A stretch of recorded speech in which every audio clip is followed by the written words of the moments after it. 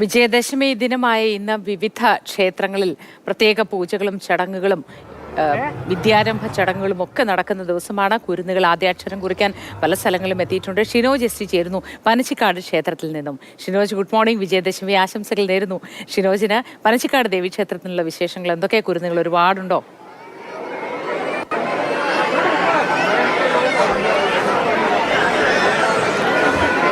മധ്യ കേരളത്തിലെ ഏറ്റവും അധികം കുരുന്നുകൾ ആദ്യാക്ഷരം കുറിക്കുന്നതിന് വേണ്ടി എത്തുന്ന ഇടമാണ് പനച്ചിക്കാടുള്ള ഈ ക്ഷേത്രം എന്ന് പറയുന്നത്.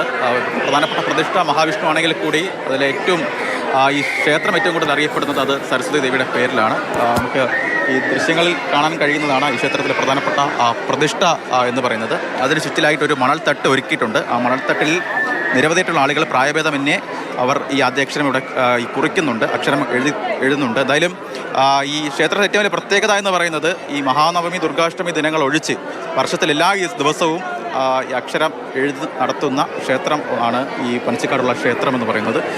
രണ്ടിടത്തായിട്ടാണ് ഇത്തരത്തിൽ അക്ഷരം എഴുതിക്കുന്നത്. അതായത് ഒരു താഴെ ഈ മണൽത്തട്ടിൽ അവിടെ അക്ഷരം എഴുതുന്നുണ്ട്. ഒപ്പം ആദ്യമായിട്ട് അക്ഷരം എഴുതുന്ന കുട്ടികൾക്ക് വേണ്ടി ഞാനിപ്പോൾ നിൽക്കുന്ന ഈ വിദ്യാമണ്ഡപത്തിലും സൗകര്യങ്ങളൊക്കെ തന്നെ ക്രമീകരിച്ചിട്ടുണ്ട്. 20,000-ഓളം കുട്ടികൾ ഈ വർഷം, കഴിഞ്ഞ വർഷങ്ങളാകത്തെ തരത്തിലുള്ള 20,000-ഓളം കുട്ടികൾ ഇവിടെ എത്തിയിട്ടുണ്ടായിരുന്നു. ഈ വർഷവും അത്തരത്തോളം തിരക്ക് നമ്മൾ കാണുന്നുണ്ട്. കാരണം രാവിലെ 4 മണിക്ക് തുടങ്ങിയ തിരക്കാണ്. അതിപ്പോഴും ഇങ്ങനെ തുടരുന്നുണ്ട്. പല രീതിയിൽ, പ്രത്യേകിച്ച് പല നാടുകളിൽ നിന്നുള്ള ആളുകൾ ഈ ഒരു കുട്ടിക്കൊപ്പം തന്നെ 5-6 ആളുകളൊക്കെ തന്നെ, പ്രത്യേകിച്ച് ബന്ധുക്കളൊക്കെ ചേർന്ന് ആ കുട്ടിയുടെ ജീവിതത്തിൽ ഏറ്റവും പ്രധാനപ്പെട്ട ഒരു ദിവസമാണിത്. അതുകൊണ്ട് തന്നെ പലരും അങ്ങനെ ബന്ധുക്കളൊക്കെ ചേർന്നാണ് ഇപ്പോൾ ഈ അക്ഷരം എഴുതിക്കുന്നതിന് വേണ്ടി ഇവിടേക്ക് എത്തിക്കൊണ്ടിരിക്കുന്നത്. നമുക്കപ്പം എഴുതിയോ? എഴുതാൻ പോവാ. പേരെന്തുവാ? പേര് പറയില്ല. എന്താ എഴുതാൻ പോകുന്നേ? പേരെന്തുവാ?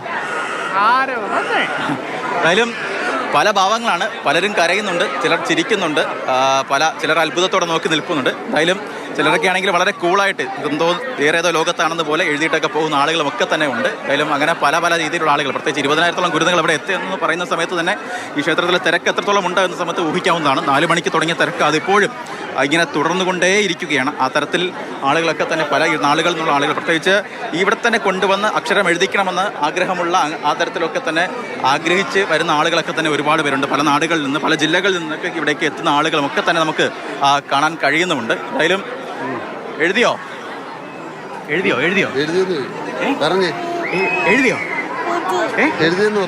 പേരെന്തുവാ? കേട്ടില്ല. എന്താ എഴുതിയേ?